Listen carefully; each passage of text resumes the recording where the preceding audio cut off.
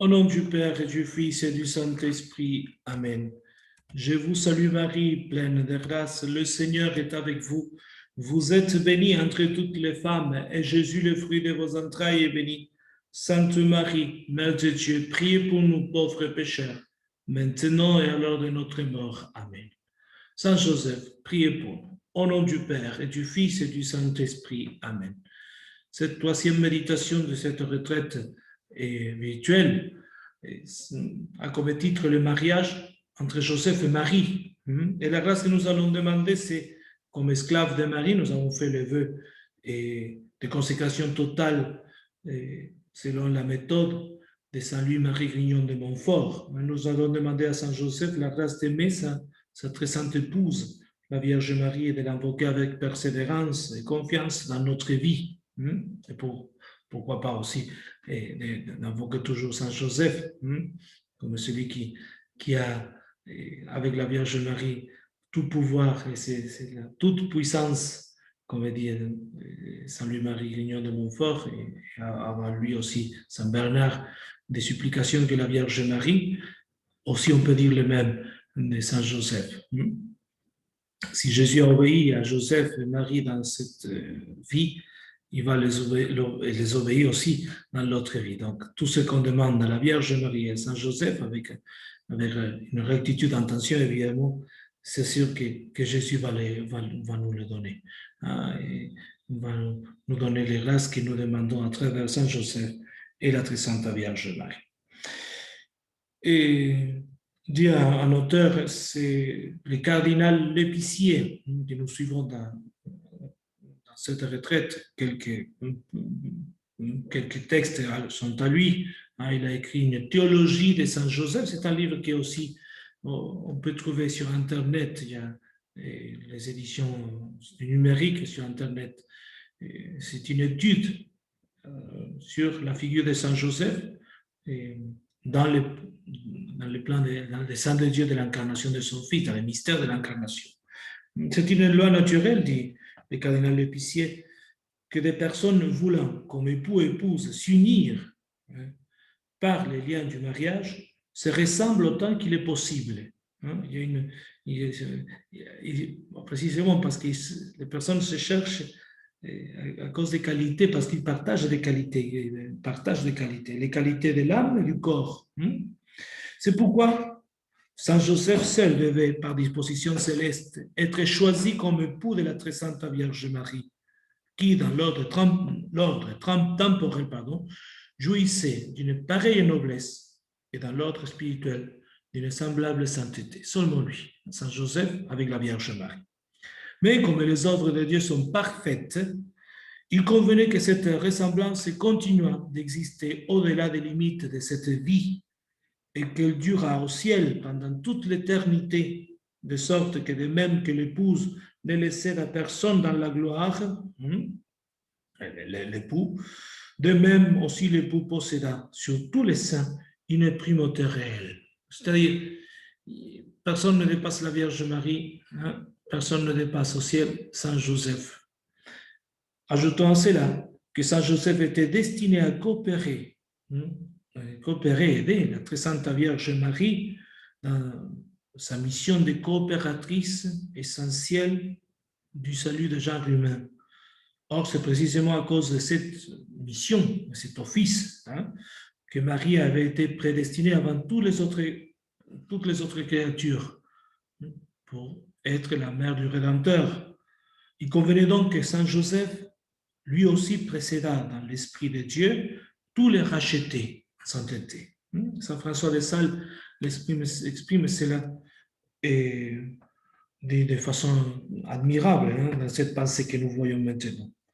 Tout ainsi comme l'on voit un miroir opposé au rayon du soleil recevoir le rayon très parfaitement, et un autre miroir étant mis vis-à-vis de celui qui le reçoit, bien que ce dernier miroir ne prenne ou ne reçoive le rayon du soleil que par réverbération, c'est-à-dire par reflet, le représente pourtant si naturellement que l'on ne pourrait presque pas juger lequel est celui qui le reçoit immédiatement du soleil. On ne pourrait pas distinguer qui est le premier qui le reçoit. ou celui qui le reçoit par révélation, le cas de Saint Joseph, ou celui qui le reçoit le premier, le cas de la Vierge Marie. De même, Notre-Dame, laquelle, comme un très pur miroir opposé au rayon du soleil de justice, le Christ, rayon qui apportait en son âme tant de vertus en leur perfection, et vertus qui faisaient une révélation si parfaite en Saint Joseph, qu'il semblait presque qu'il fût aussi parfait, ou qu'il eût les vertus en un si haut degré que la glorieuse Vierge Marie. Recevait toutes les vertus par Marie, et presque en égalité, on peut dire. Bossuet nous dit cela maintenant. Marie appartient à Joseph. C'est la pensée de Bossuet maintenant. Et Joseph appartient à la Divine Marie, si bien que leur mariage est très véritable, parce qu'ils se sont donnés l'un et l'autre. En fait, l'essentiel mariage, c'est la donation, le don plutôt, de l'époux à l'épouse et l'épouse à l'époux. C'est de façon que l'un appartient à l'autre totalement, mais dans la sainteté. C'est ça que parfois actuellement on ne comprend pas. Les dons, c'est des dons libres et dans la sainteté, c'est-à-dire dans l'honnêteté, dans la droiture, se donner à l'autre. Mais de quelle manière, dit toujours Bossuet, de quelle manière se sont-ils donnés, entre guillemets? Pureté, voici le triomphe, voici son triomphe. Pureté, ton triomphe. Ils se donnent réciproquement leur virginité. Et sur cette virginité, ils se cèdent un droit naturel. Quel droit? De la garder l'un et l'autre. De garder la virginité de l'un et l'autre. Oui, Marie a le droit de garder la virginité de Joseph. Et Joseph a le droit de garder la virginité de Marie. Ni l'un ni l'autre n'en peut disposer. Et toute la fidélité de ce mariage consiste à garder la virginité. Voilà les promesses qui les assemblent. Voilà les traités qui les lient. Ce sont deux virginités qui s'unissent pour se conserver éternellement, l'une l'autre par une chaste correspondance. Et après explique Bossuet, c'est comme deux astres qui semblent un, à cause grâce à la lumière qui émerge d'eux, de loin on voit qu'une seule lumière. C'est le même pour la Vierge Marie et Saint Joseph. Tel est le nœud de ce mariage, d'autant plus ferme, dit Saint Augustin, que les promesses qui se sont données doivent être plus inviolables, en cela même qu'elles sont plus saintes. Il y a des promesses, on ne veut pas rompre, c'est garder la virginité, la chasteté, la pureté de l'un à l'autre, et pour toute l'éternité. Quelle raison de convenance nous trouvons pour dire qu'entre la Vierge Marie et Saint Joseph a existé un vrai mariage? On peut se poser la question, qu'est-ce que ce lien entre Marie et Joseph a été un vrai, est-ce que ce lien, a été un vrai mariage? Alors, nous devons affirmer oui. Oui. Et voyons les raisons de convenance qui militent en faveur de cette vérité du mariage.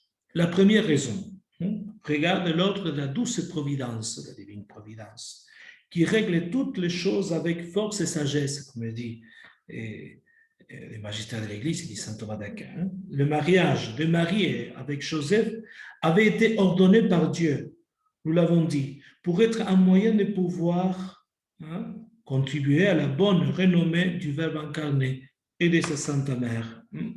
Donc, la bonne renommée, c'est-à-dire que tous les gens regardent que Jésus est né dans une famille bien constituée, et comme les lois de l'époque commandaient. Et pour écarter de ce divin enfantement tout soupçon de péché ou de déshonneur. Il était donc nécessaire que, dans l'estime du peuple juif, ce mariage fût vrai et réel. Pour le peuple juif, il devait avoir un mariage réel entre Joseph et Marie. Il ne devait pas avoir de soupçons. La deuxième raison est en faveur de la vérité du mariage de Marie avec Saint Joseph, de la manière d'agir de la très sainte Vierge Marie, parce que la Vierge Marie n'a pas de péché en elle, et tout ce qu'il faisait était en vérité, dans la vérité. Alors, la Vierge Marie n'aurait pu honnêtement contracter les fiançailles, les épousailles avec Saint Joseph si elle n'avait eu l'intention sérieuse de s'unir avec lui par le lien du mariage. Elle n'allait pas être fiancée avec, célébrer les fiançailles avec Joseph si après elle a dit non, je ne vais pas l'épouser vraiment.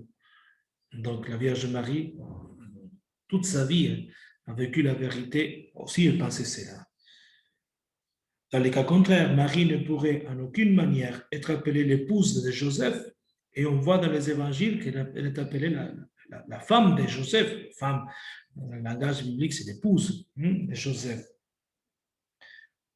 Et ce serait contraire en ce qui dit les Écritures. La troisième raison, regarde les parents de Marie, Sainte Anne et Saint Joachim ou Saint Joachim, et qui n'auraient pas consenti à ce que leur fille, une jeune vierge, habita avec un homme en dehors de la sainteté du mariage. Si la Vierge Marie était très sainte, aussi ses parents étaient saints. Ils étaient aussi justes devant la loi de Dieu. Donc, il n'allait pas accorder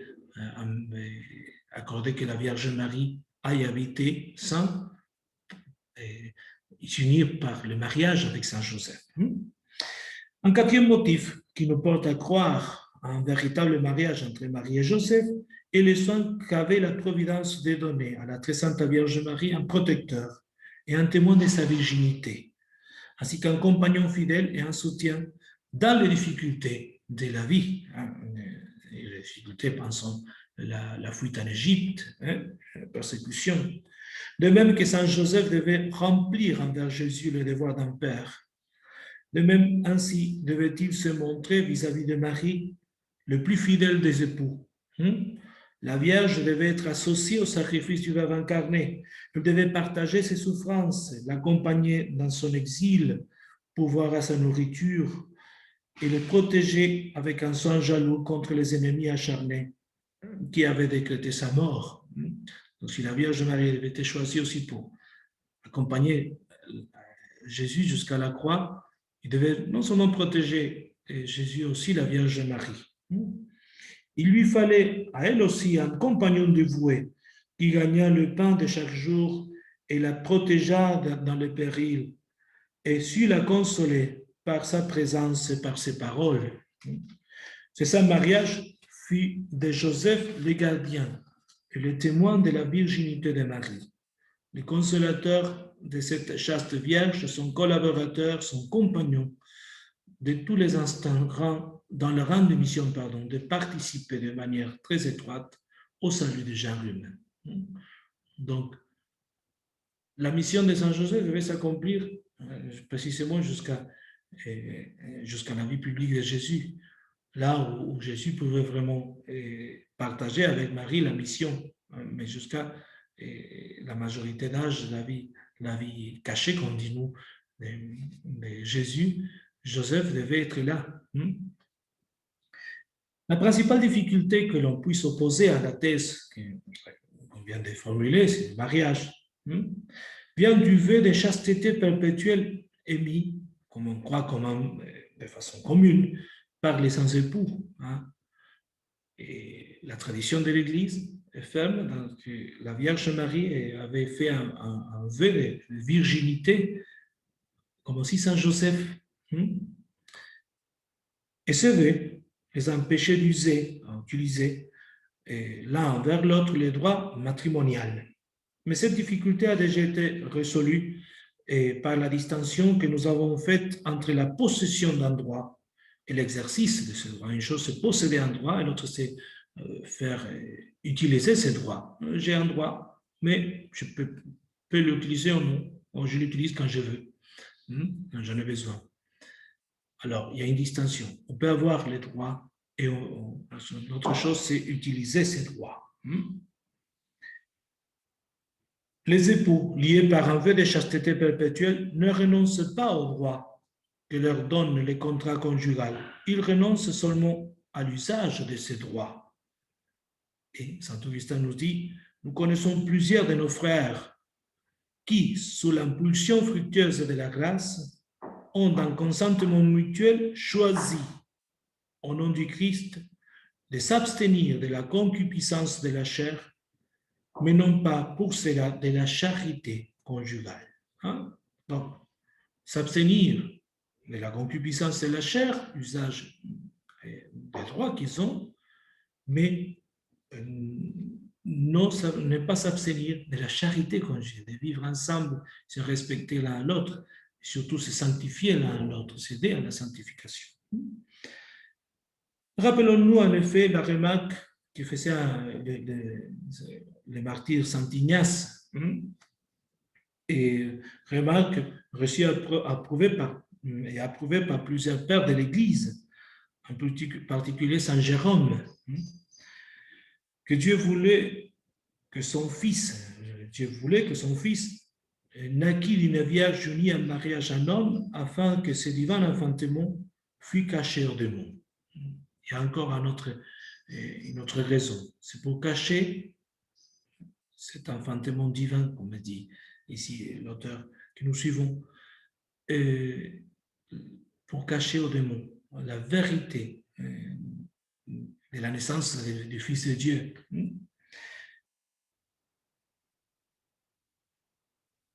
Qui, le démon, s'il avait su que ce fils de Marie était le Messie promis par la loi, aurait poussé les Juifs à le mettre à mort plus tôt, pas au moment de la croix.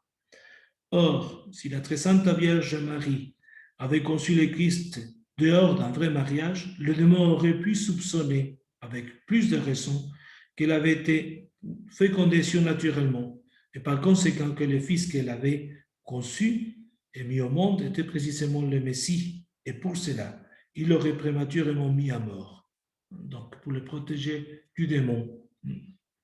D'ailleurs, il n'avait pas de motif de nommer Saint Joseph au moment de l'incarnation, toujours c'est le cardinal d'Épicier, si ce n'est parce que Marie lui appartenait en quelque manière, c'est-à-dire par les droits que lui donnait son mariage avec elle. Il y avait les droits du mariage par lesquels la Vierge Marie était comme une possession pour Saint Joseph, et Saint Joseph pour la Vierge Marie, évidemment. Donc, il y avait ce mariage, et pour cela, l'Esprit Saint le nomme expressément, et même il envoie l'ange Gabriel annoncer à Saint Joseph la naissance de Jésus aussi. Nous devons dire encore les paroles de Marie à l'archange Gabriel qui disent « Comment cela se fera-t-il? Car je ne connais pas point d'homme, je ne connais pas d'homme. » Ces paroles ne s'opposent pas au fait de ce mariage entre la Vierge et Saint Joseph. Elles signifient seulement l'étonnement, l'admiration de la Vierge de ce qu'ayant consacré à Dieu sa virginité, elle pourrait néanmoins devenir la mère du Sauveur. Car Marie, bien que très instruite dans les Saintes Écritures, ne saisissait pas entièrement la portée du passage d'Isaïe, où il est dit qu'une vierge enfanterait et donnerait un fils au monde. C'était seulement sur ce point que la future mère de Dieu, dans sa grande prudence, demandait à être instruite. Et il y avait encore ces paroles de la Vierge Marie.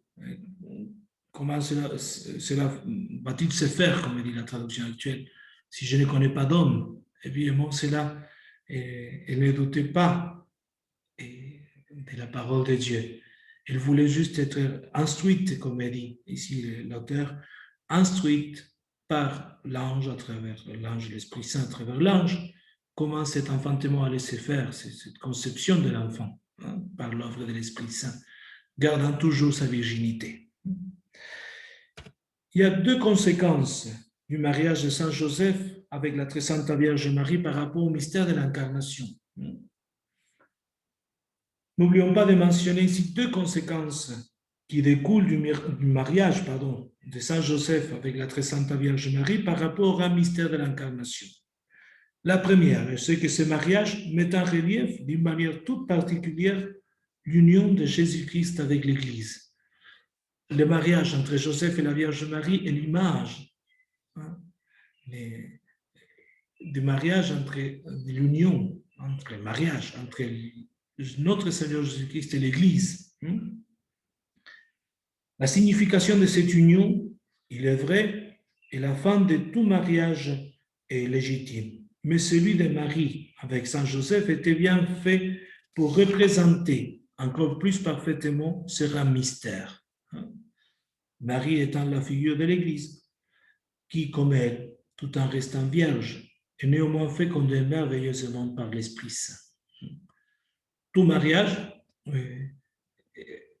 d'image, mariage, c'est-à-dire l'union qui existe entre Jésus et la Vierge, entre Jésus et l'Église, pardon. Beaucoup plus le mariage de la Vierge Marie et Saint Joseph, parce que c'est un mariage dans la virginité. La Vierge Marie étant vierge, conçoit et enfante Jésus-Christ. L'Église en étant vierge et conçoit et enfante beaucoup d'enfants, beaucoup de nouveaux Christ, sont nous les chrétiens. La deuxième conséquence de ces célestes mariages est qu'il servit admirablement à couvrir, comme d'un voile, aux yeux des incrédules et des indignes, la conception et la nativité surnaturelle de Jésus-Christ, un peu ce qu'on a dit dans les conséquences, tout à l'heure raison, pardon.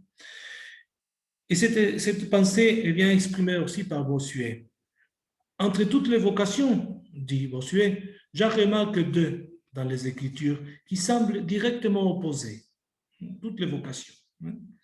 La première, celle des apôtres, et la seconde, celle de Saint Joseph. Jésus est révélé aux apôtres, Jésus est révélé à Joseph, mais avec des conditions bien contraires. Il est révélé aux apôtres pour l'annoncer par tout l'univers. La mission des apôtres, la vocation des apôtres, annoncer le Christ par tout l'univers. Il est révélé à Joseph pour les taire et pour les cacher. Il doit taire l'existence de Jésus et cacher Jésus. Les apôtres sont des lumières pour faire voir Jésus-Christ au monde. Joseph est un voile pour les couvrir. Et sous ces voiles mystérieux, on nous cache la virginité de Marie et la grandeur du Sauveur des âmes. Joseph est le voile qui cache la virginité et la grandeur de Jésus. Les apôtres sont des lumières. Aussi, nous lisons dans les Écritures que lorsqu'on voulait les mépriser, on disait, n'est-ce pas là, le fils de Joseph? Si bien que Jésus, entre les mains des apôtres, est une parole qu'il faut prêcher, comme dit les Actes des apôtres, Jésus, entre les mains de Joseph, c'est une parole cachée. Un verbum absconditum, un verbe caché, une parole cachée. Et il n'est pas permis de la découvrir. Au contraire, le fait d'appeler, comme il dit, Bossuet, il est le fils de charpentier de Joseph, c'est une façon de le mépriser. Parce que cela faisait référence à son origine, l'origine de Jésus, Nazareth pour les hommes, non? Nazareth peut-il surgir quelque chose de bon? Les divins apôtres prêchent si hautement l'évangile que le bruit de leur prédication retentit jusqu'au ciel. Et saint Paul a bien osé dire que les conseils de la sagesse divine sont venus à la connaissance des célestes puissances par l'Église, dit cet apôtre, et par le ministère des prédicateurs. Et Joseph, au contraire, entendant parler des merveilles de Jésus-Christ, il écoute, il admire et il se tait. Il garde le silence. Concluons cette méditation avec les belles paroles du pape Léon XIII au sujet du mariage. On parlait de ça, le mariage entre Joseph et la Vierge Marie. Il dit, et après avoir rappelé comment toute la dignité, la grâce et la sainteté et la gloire du glorieux patriarche proviennent de ce qu'il fut l'époux de la Vierge Marie et le père putatif de Jésus, ce grand pape ajoute ces paroles.